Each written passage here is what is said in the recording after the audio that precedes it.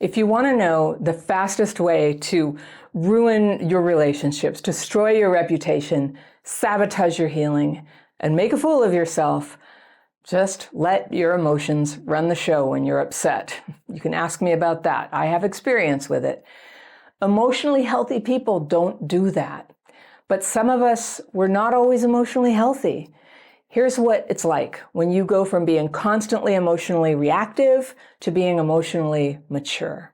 It's not like you never get angry or scared or overwhelmed. It's that when those feelings come up, and they come up for all of us, you don't fall for the lie that acting from a dysregulated state is ever going to help.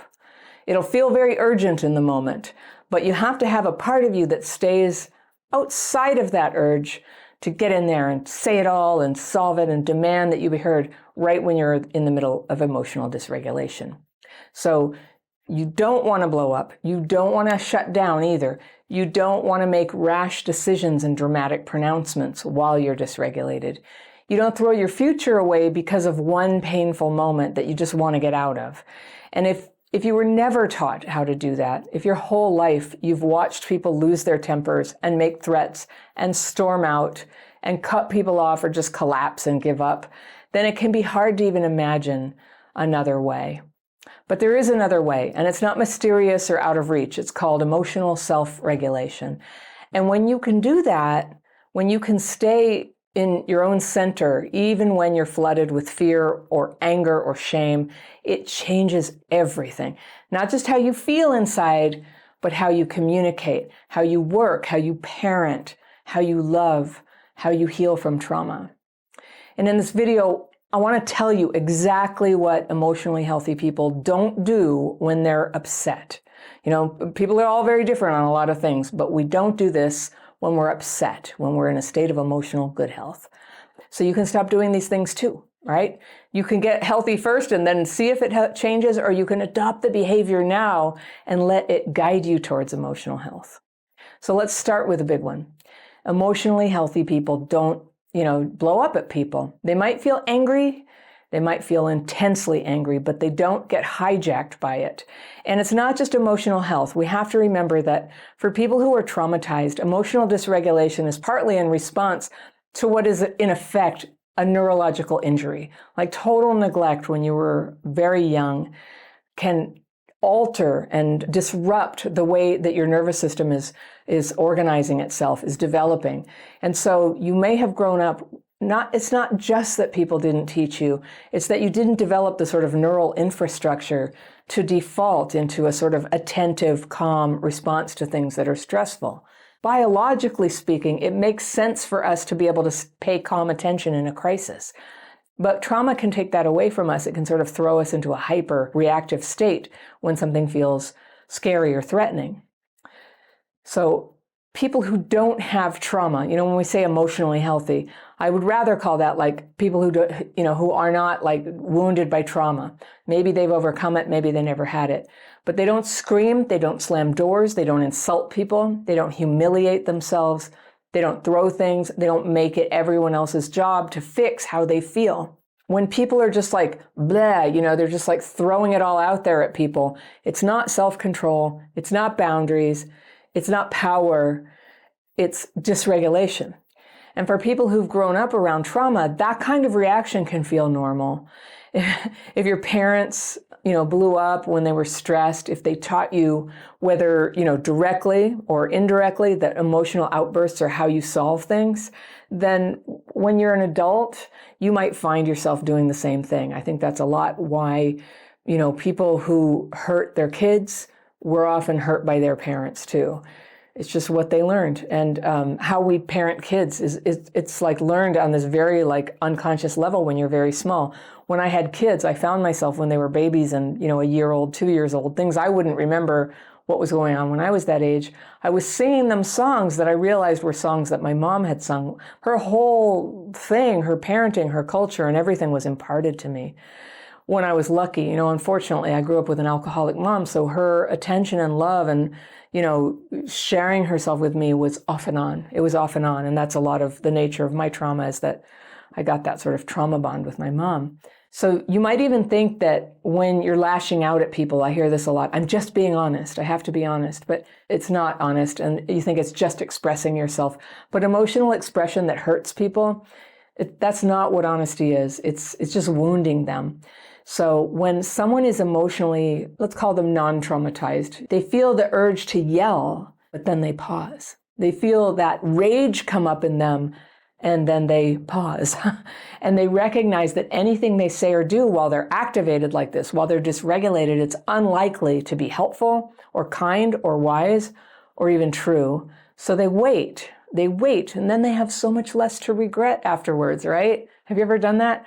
We're just like, oh, I have to let this person hear everything I'm thinking right now. And then afterwards, you can see how much it's hurt them and it feels terrible. So as people who are healing, how we become emotionally healthy is we learn to pause and get re-regulated when we're in those moments. I'm such a fan of re-regulation. I mean, I believe in it so much, right? I wrote a whole book about it. It's good. It's called Re-Regulated, and you can get it. There's always a link down in the description section. You can buy it on booksellers all over the world, and it's in 7 different languages. So, you can go to my website too if you want to know about my books. I have another one too. This one's coming out soon, Connectability. We're just going to stop everything here, and I'm going to show you see how they kind of match. I love my books. I can't wait for this for Connectability to come out and we get to talk about that one. But I'm all about connecting and being able to connect. So this leads to the second thing. Emotionally healthy people don't do this when they're upset. They don't speak until they're calm. Now, this doesn't mean they repress their feelings. A lot of people get that confused, especially if their emotional vocabulary is very limited because of how they grew up. To be able to self-regulate and to pause and not express ourselves right now is not the same as repressing or denying our feelings.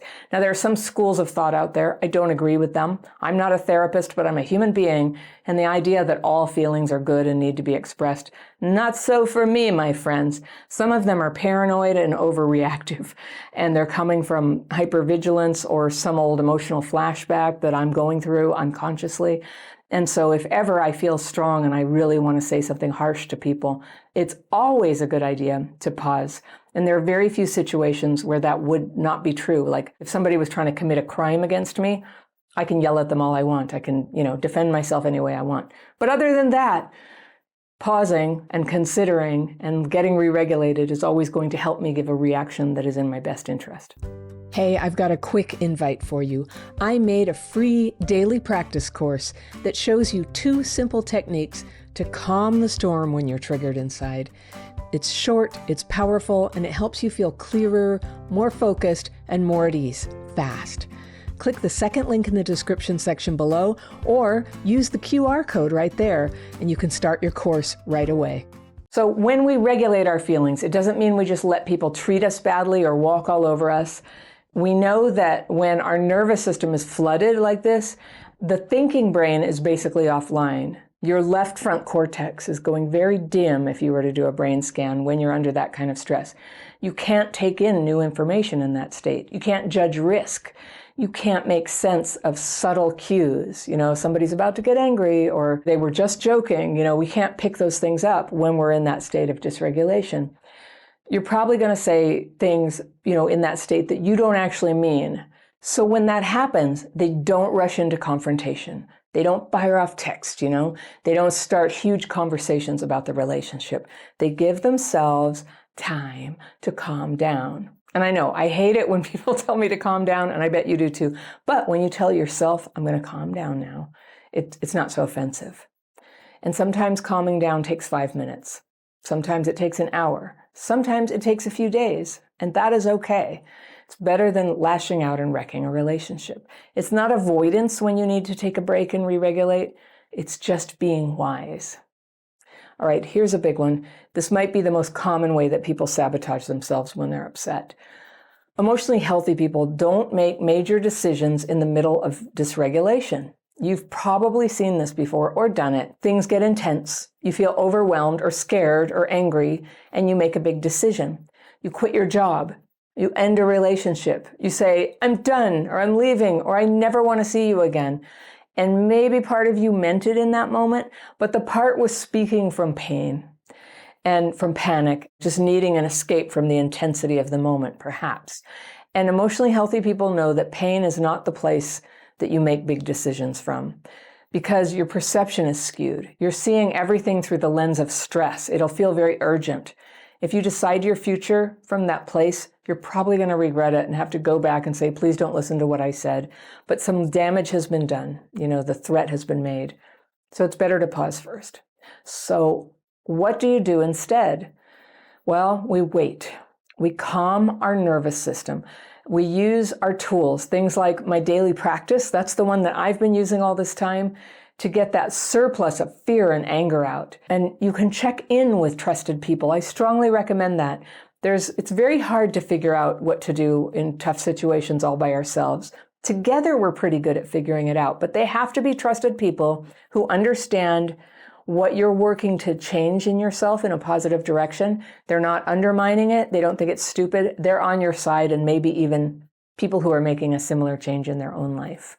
Together, you have great ability to find the way forward. We can get some rest. We can get some clarity. And then, only then, do we try to decide. Okay, so here's another one. Emotionally healthy people, they don't make threats they're not prepared to carry out. So this is a really common habit among people who grew up with trauma. You feel desperate to change a situation. It's just overbearing. It's overwhelming you, but you don't know how to get your needs met or get relief from that intensity. So you resort to threats. You feel like they're going to leave you, right? It's like, if you take one more step, I'll never talk to you again. Or if you don't change, I'm done with you. I'll never speak to you again. Like right now, you walk through that door. But most of the time, those aren't real boundaries. They're attempts to control the other person with fear. And, it's coming from this lashing out, emotional, dysregulated place. And it's not your fault that you ended up like with that kind of trigger inside, but it has to stop. If you want to have a healthy relationship, you can't do that. It'll almost always backfire. And sometimes partners will accept it in us, up to a point. But you don't really want somebody who's going to be a doormat for constantly being threatened that they're going to get left. Well, I'll tell you the truth. It's emotional abuse. When you make threats you don't follow through on, people learn not to take you seriously. Your words lose power. And over time, you lose trust in yourself too. You've lost your integrity over it. So there's this shame that sort of floats around you and you don't even know why.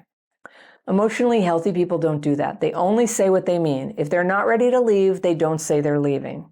If they're not ready to cut contact, they don't make that a threat. They set boundaries they're willing to hold, and that's how people start to respect you. That's how you start to respect yourself. So it doesn't mean it's going to make the relationship work, but when they know what would be the criteria for leaving, then they do leave, and it's not like this big discussion. There's no threat involved. It's just something that's taking place. So you've probably heard this before. You're in a fight, and suddenly it's, you never listen to me, or you always ruin everything, or maybe you say it to yourself. I'm never going to trust anyone again, or you are always the problem. This kind of extreme declaration feels powerful when you're dysregulated. It feels necessary to say, but it's almost never true. And worse, it will lock you into a story that just keeps you stuck. Emotionally healthy people know that words matter, and the stories you tell yourself when you're upset can either re-traumatize you or help you heal. And when you make sweeping generalizations, when you say things like, it's always going to be like this, or nothing ever works out. And I'm not on a high horse, like I've done this, I've done everything I'm talking about. But when you do that, you're not just expressing pain, you're feeding it, and you're putting it on other people. You're shaming them. So to be healthy, you don't want to do that. You want to speak carefully. You may discover over time that somebody is not trustworthy, or, every single time you've made a plan, they stand you up. That may be the case. But if it is, there doesn't have to be a lot of shouting about it. If you actually have a boundary about that, it's something that you act on. You can explain to them why. It's just been too much of that. This has to end. That's the boundary. And up until that point, you can speak carefully and notice the narratives that you're spinning in this. And you can practice pausing before you talk, before you decide, before you act. And that's really the core of it. Emotionally healthy people go slow when they're upset. They don't just react. They don't assume their feelings are facts. They don't assume that the most urgent thing is the most important thing. They wait. they regulate, they stay in their body, they check what's really true. So these are the goals you're aiming for. Because regulation, it's not the absence of feelings. It's the ability to have those feelings without letting them take over, without letting them destroy your relationships. And this is easier said than done, my friends. You know, it's something that we've all had to work hard all our lives to build. But this is where you get to the advanced stage. You know, I don't tear down what I built when I'm in a dysregulated state. So it's a skill you can learn. Maybe no one taught you this. Maybe no one modeled it for you, but I'm teaching you here, and I have it in my courses and in my membership and my webinars. Maybe your whole life, you know, emotions were just chaos and you just did your best to survive them. But now you don't have to. You don't have to do anything just to survive. You can learn how to stay regulated, even when you're upset, even when you're triggered, even when you're sure you're going to leave someone. Even when it feels like your heart is being broken, you can stay regulated. It takes practice, but it's totally worth it. It takes support, it takes healing, but the more you regulate yourself, the more peaceful your life becomes and the more dignity you bring to hard situations, the more clarity you have in your relationships, and the more power you get back over your own life. Hey, it's me, and real fast, if you're watching my videos and wondering if maybe past trauma is having an effect on your life today, I want to share with you a list of signs that what you're struggling with now might be connected with neglect or abuse in your childhood. It's good to know this because it can help you know that what's hard for you right now is normal and that healing is possible. You can download my Signs of Childhood PTSD quiz by clicking the top link in the description section below or using that QR code right there. And no matter what happened to you, no matter what trauma you carry or you're wounded by, it is still possible for you. Even if you're 80 years old. People often ask me, aren't I too old? No. You can always learn this. So next time you're upset, remember this. You don't have to fix it right now. You don't have to solve it all in one go. You don't have to force anyone to understand. You just have to pause. Just, notice what you're feeling, use your tools, daily practice if you want. I have some emergency measures to re-regulate. And there's a link to that down in the description section. I'll keep it there for you. Scroll down under this video. You have to click more sometimes to open it up. Emergency measures to re-regulate. It's a very good list of 14 things that you can do in that moment when you have to just go into the bathroom, not to keep yelling or fighting, and use them as tools to bring yourself back so that you'll be able to choose a rational action that's in your best interest rather than just blasting out. The wave will pass, so get re-regulated, and then from that calm, clear place, you can decide what you want to do. That's what emotionally healthy people do. All your choices are on the table. You can have those choices too. Hey, if you liked that video, I've got one I know you're going to love. It's right here, and I will see you over there. This kind of conflict that doesn't feel realistic, that feels overblown, it'll gradually drain away love and trust and close off connection that otherwise would be getting deeper and getting sweeter over time.